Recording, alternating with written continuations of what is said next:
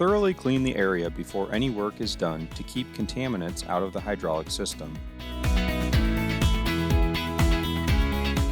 Start by draining the gear oil from the gear case.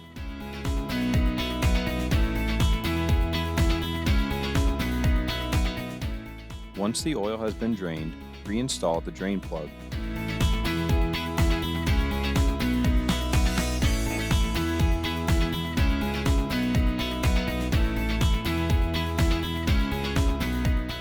Using two 3/4 inch wrenches, remove the torque arm mounting hardware.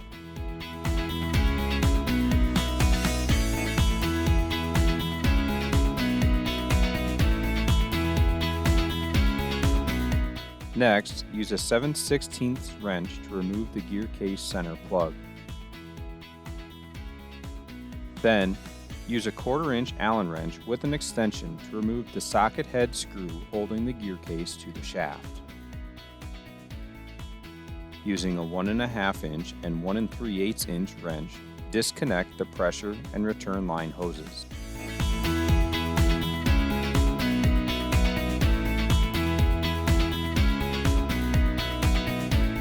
Once this is done, the gear case can be pulled off the drive shaft. If the gear case is seized to the drive shaft, use a pry bar to gently pry the gear case off the drive shaft.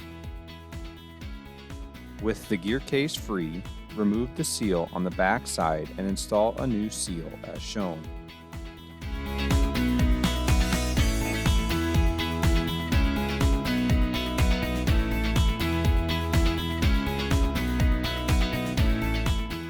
Inspect the drive shaft, clean if necessary, and install a speedy sleeve if required.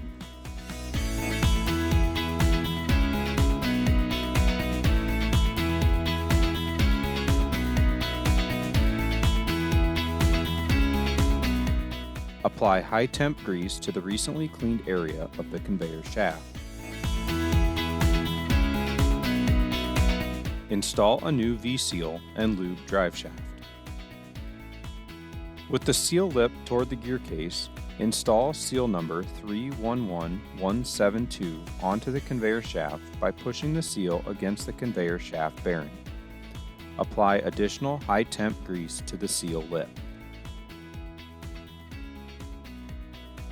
Inspect gear case to ensure keys are in good condition. Replace if needed.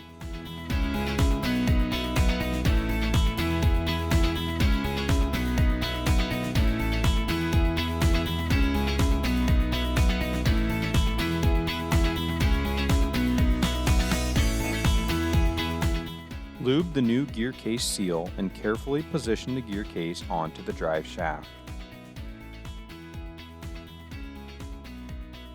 Reinstall the center socket head screw and center plug as shown.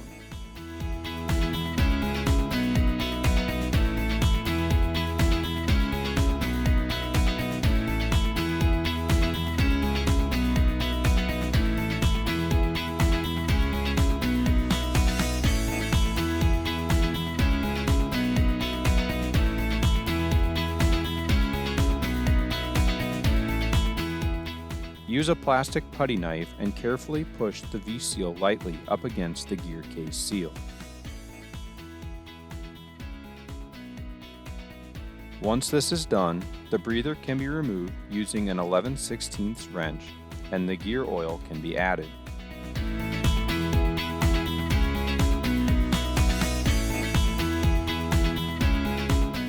Refer to the operator's manual for gear oil information. Reinstall the gear case breather.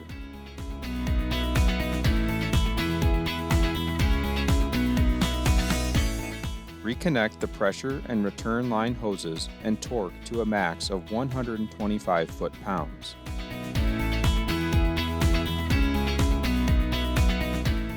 Once this is done, new torque arm mounting hardware can be installed.